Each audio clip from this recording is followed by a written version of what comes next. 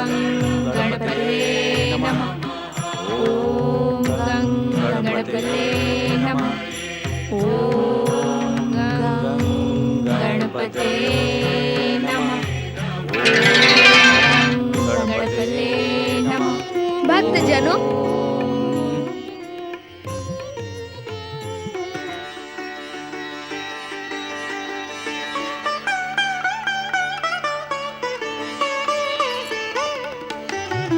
कल्याण हो। तुम तीनों की भक्ति से हम प्रसन्न हैं। हे परम कृपालु मंगल मूर्ति श्री गणेश, आपने प्रत्यक्ष दर्शन देकर हमें धन्य कर दिया। हम पर कृपा बनाए रखे प्रभु। तुम्हारी आराधना और तपस्या सफल हुई देवी कीर्ति। तुम हमारी हर परीक्षा में सफल हुई।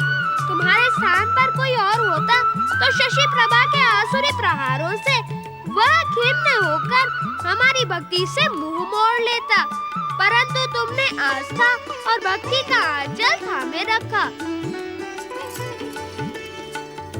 प्रभु, हमने उस दुष्ट शशि प्रभा को मृत्यु दंड दिया है। सूर्योदय के साथ ही वो प्रजाजनों के रोष और घृणा की मार से स्वयं ही उन लोग पहुंच जाएगी। नहीं नहीं स्वामी, शशि प्रभा को मृत्युदंड मत दीजिए। हम आपकी ये प्रार्थना स्वीकार नहीं कर सकते पटरानी। उस दुष्टा ने आप पर भयानक अत्याचार किए हैं। नहीं स्वामी, उसने कुछ नहीं किया। वो तो केवल निमित्त मात्र थी। यह सब मेरे पूर्व जन्म के पापों का दंड है। प्रभु, शशि प्रभा को क्षमा कर दीजिए, क्षमा कर दीजिए मंगल मूर्ति। तुम्हारे मन की बात हम पहले ही जान चुके थे महारानी कीर्ति। सच्चा भक्त कभी किसी का अहित नहीं चाहता। तुम्हारे मन की बात का आदर करते हुए हमने यहाँ प्रकट होने से पहले ही शशि प्रभा को काल कोठरी से मुक्त करके पूर्व रूप फिर से प्रदान कर दिया है। तुम्हारा कल्याण हो।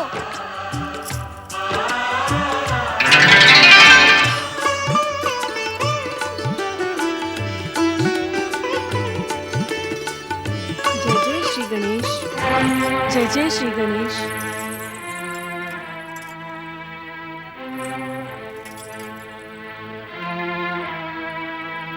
मेरे दुष्कर्म तो क्षमा करने योग्य नहीं है दीदी, पर आपका हृदय विशाल है, मैं जानती हूँ। मेरे पापों को आप क्षमा कर देंगी। अब मेरे हृदय में भी श्री गणेश भक्ति का संचार हो गया है। अब मैं एकांत में रहकर श्री मंगल मूर्ति गणेश जी की आराधना सहित तपस्या करूंगी। जय जय श्री गणेश। जय जय श्री गणेश। जय जय श्री गणेश।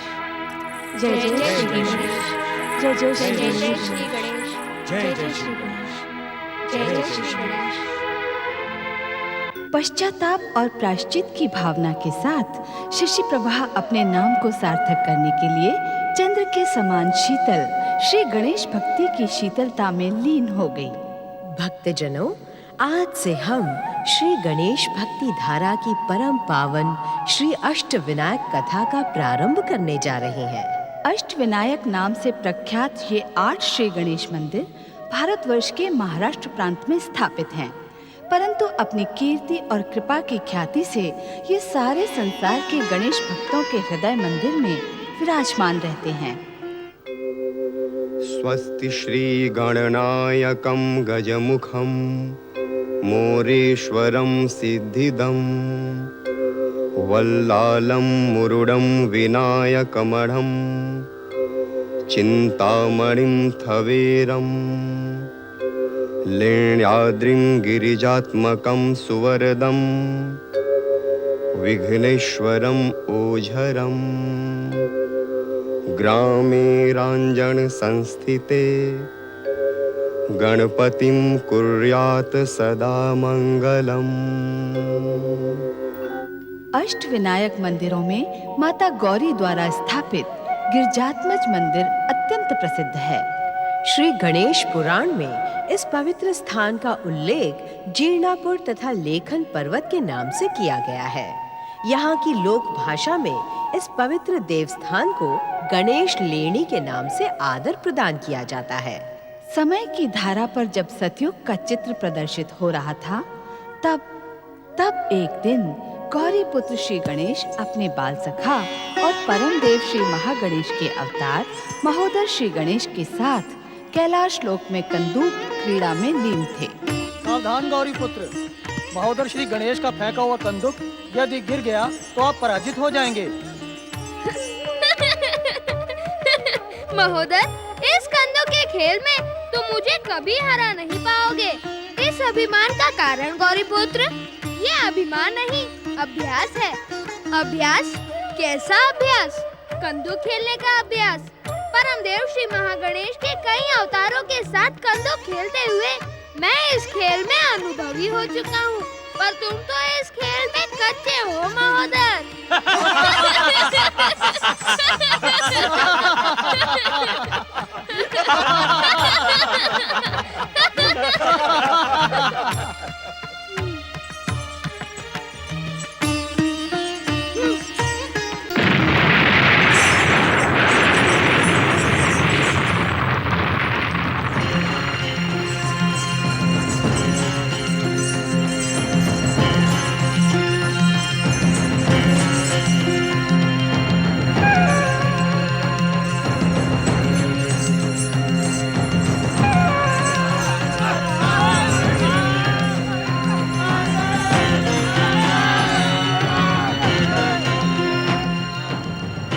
इस भस्म का स्पर्श होते ही हमारे शरीर में तीव्र जलन हो रही है। शांत रहो, तुम सब देवाधिदेव महादेव के गण हो। इस प्रकार भयभीत, हताश और निराश होना तुम सबके लिए शोभा नहीं देता। ये सब क्या है श्री गणेश? जो कुछ भी है वह शीघ्र ही तुम्हारे सामने आ जाएगा। इस पीड़ा का क्या होगा श्री गणेश? हमारा शरीर इस वेदना से झुलसता जा रहा है श्री गणेश।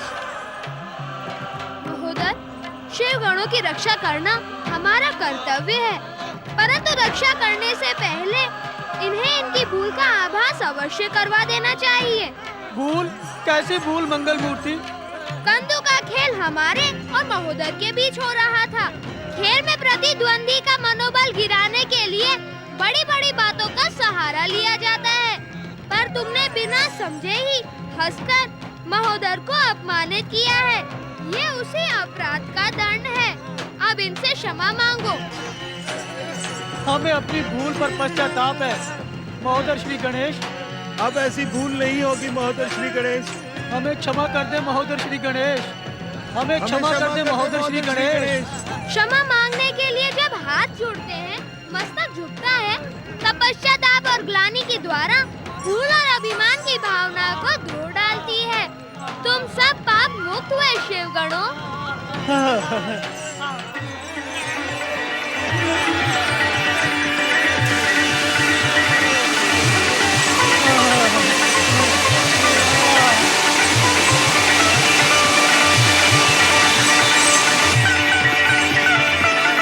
गौरी पुत्र और महोदर श्री गणेश की जय। गौरी पुत्र और महोदर श्री गणेश की जय।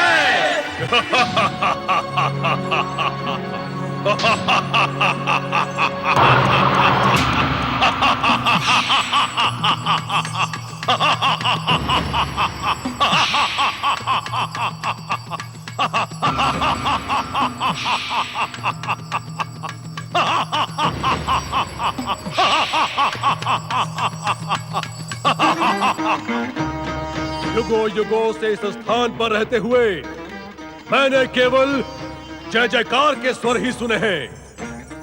इस जय जयकार को सुनकर मेरे कान पक चुके हैं। बंद करो ये जय जयकार, बंद करो। यदि अब मुझे जय जयकार का एक भी स्वर सुनाई दिया तो मैं क्रोधासुर तुम सबको सीधे यमलोक भेज दूंगा।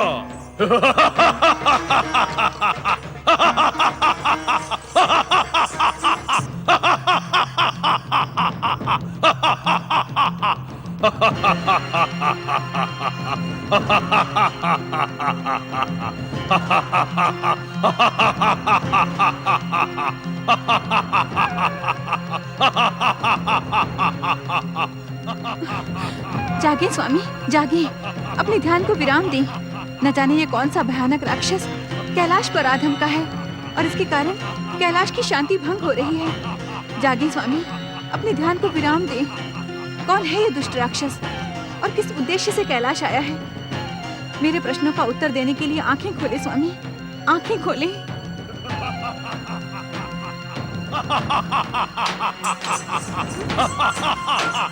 प्रणाम माता, प्रणाम माता।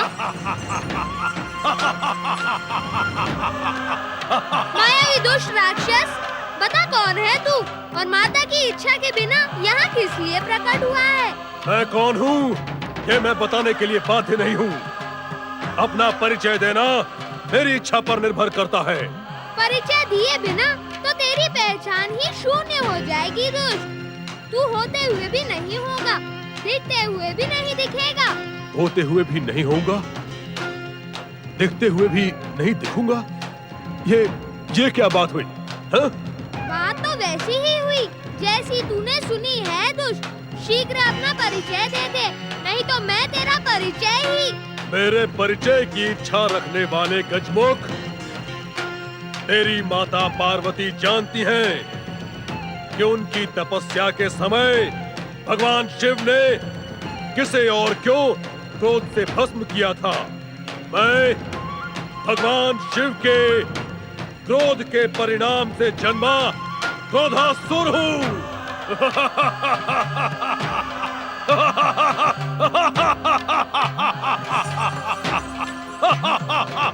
अब मैं नई शक्ति से संपन्न और सुसज्जित होकर प्रकट हुआ हूँ। मेरे क्रोध की ज्वाला को देखकर तीनों लोक के प्राणी भय से थर-थर कांपने लगेंगे। क्या सारे संसार को कपाने के लिए ही तुम प्रकट हुए हो? हाँ, यदि संसार मेरी दास्ता स्वीकार करेगा तो मैं उस पर अपनी कृपा की वर्षा करूंगा। किंतु अपना विरोध करने वाले को मैं कदापि नहीं छोड़ूंगा। मैं उसे अपनी क्रोधाग्नि से भस्म कर डालूंगा। अब मैं सारे संसार को अपने चरणों का दास बनाकर तीनों लोकों पर शासन करूंगा। अरे दुष्ट, कैलाश में प्रकट होकर ऐसी बड़ी बड़ी मूर्खतापूर्ण बातें करने का तेरा साहस कैसे हुआ? यदि तू जीवित रहना चाहता है तो जा, उसी भस्म में विलीन हो जा जहाँ से तू प्रकट हुआ था। अन्यथा भी आप कुछ नहीं कर पाएंगी देवी पार्वती। मैं जानता हूँ, भलीभांति जानता हूँ कि इस कैलाश लोक के स्वामी भगवान शिव हैं और उनकी इच्छा के बिना यहाँ एक दिन का भी नहीं हिलता। और उनकी इच्छा हुई तो? कदापि नहीं गजमुख, इनकी इच्छा मेरे विरुद्ध कदापि नहीं हो सकती, क्योंकि मैं इनके क्रोध का परिणाम हूँ। मैं इन्हें विवश करूंगा कि ये अपने क्रोध का प्रायश्चित करने के लिए मुझे सर्वशक्ति संपन्न असुर बनने का वरदान दे। वरदान उसे मिलता है जो वरदान के योग्य होता है। तेरी दुष्टता तो दंड के योग्य भी नहीं है। अंतिम बार चेतावनी देती हूँ, जहाँ से प्रकट हुआ था वहीं चला जा। ना ना ना देवी पार्वती, ना। ये क्रोधासुर भगवान शिव से वरदान पाए बिना कहीं नहीं जाएगा। माता पार्वती की आज्ञा ठुकराने वाले दुष्ट, तुरंत माता से क्षमा मांग। यदि वरदान चाहिए तो आशुतोष भगवान शिव की आराधना सहित तपस्या कर। तेरा साहस बड़ी देर में जागा है गजमुख। अभी तक तो तू बड़ा शांत खड़ा था, और तेरी बात मैं न मानूं तो मैं तेरे इस मायावी आकार को पल भर में छोटा किए देता हूँ। तेरी माया की शक्ति को कलंकित किए देता हूँ।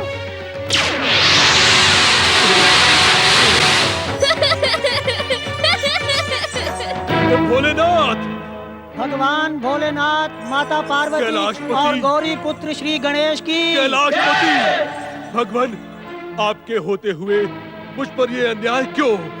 उत्तर दे भगवान, उत्तर दे। आंखें खोलिए कैलाशपति, आंखें खोलिए, मेरे साथ हुए अन्याय का अंत कीजिए।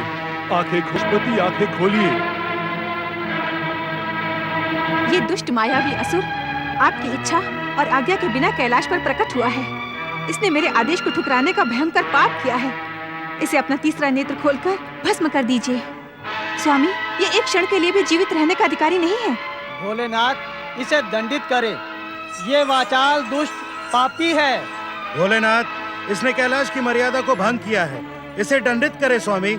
हमें क्या करना है और क्या नहीं, इसका ज्ञान हमें भली भांति है।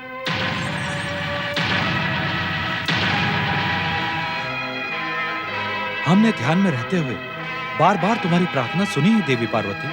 तो फिर आपने मेरी प्रार्थना का उत्तर क्यों नहीं दिया? हम उचित अवसर की प्रतीक्षा कर रहे थे। तो क्या वो अवसर आ गया है? नहीं, अवसर हमारी इच्छा की प्रतीक्षा कर रहा है। आपकी इच्छा क्या है स्वामी? गौरी, हम तुमसे कुछ पूछना चाहते हैं। अवश्य। कैलाश तो क्या, इस संसार में क्या कोई भी घटना हमारी इच्छा के बिना घटित हो सकती है? तीसरे नेत्र से किसी को भस्म करने की घटना बार बार घटित नहीं हो सकती। हम क्रोधासुर को भस्म नहीं कर सकते।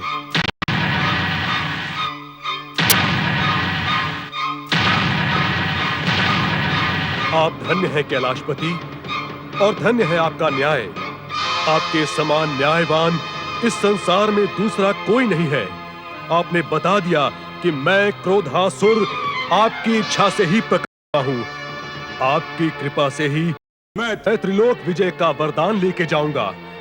शिव शंकर, मुझे तुरंत वरदान दें। नहीं, कदापि नहीं। तुम हमारी कृपा और वरदान के पात्र नहीं हो। ये आप क्या कह रहे हैं शिव शंकर? मैं आपके क्रोध का परिणाम हूँ। मुझ पर कृपा करके आप अपने पूर्व काल में किए हुए क्रोध का प्रायश्चित कर सकते हैं।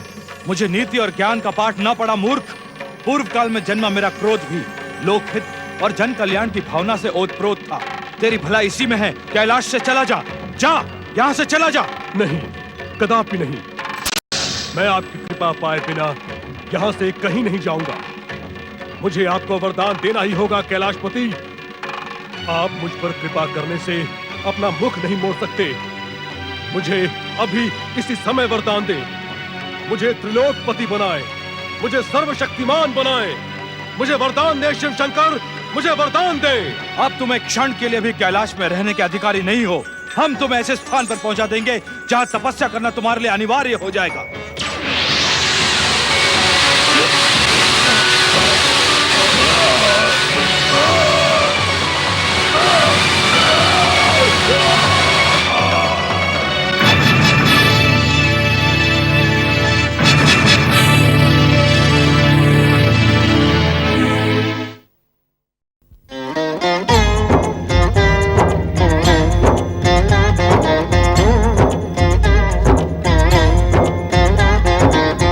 अर्थ समर्थ ये इनसे जीवन, यही है करता यही है कारण। अर्थ समर्थ ये इनसे जीवन, यही है करता यही है कारण। सारे जगत के भाग्य विधाता, दुख हरता ये है सुखदाता। श्री गणेश